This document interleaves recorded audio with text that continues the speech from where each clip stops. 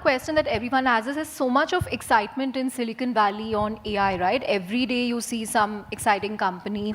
Where is India in the global AI race? Probably, so I think we have a lot of capabilities. It turns out even in semiconductor, while we don't have semiconductor factories in India, somewhere like 15 to 20% of all semiconductor engineers in the world are in India. A lot of the data work for AI is happening from India. I think we have the engineering capabilities, and all the large IT services companies are retraining their workforce to come up to speed or whatever happening in Gen AI. So that way, I think from know-how point of view, I think we are very well positioned. But these foundation models, they require multi-billion-dollar of investment. Again, things getting obsolete. I think we are far behind. I think, obviously Ola, Kritrim, and Sarvam are doing something, but they're probably feels like too little. And, just like, what happened with the other platforms. Today, we are also dependent on all these, Western platforms, from Google to all the Meta products to Netflix to and so on.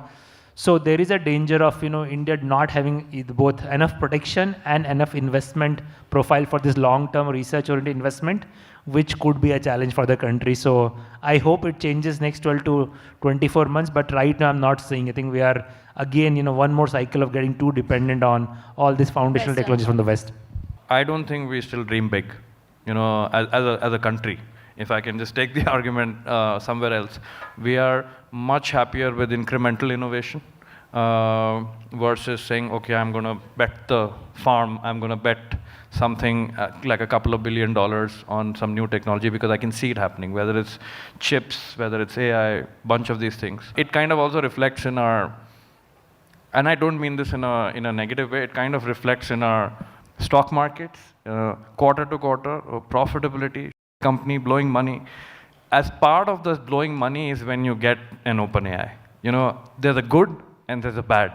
Is when people are willing to fund, or the ecosystem is willing to fund wild bets, completely wild bets, is when India will get ahead.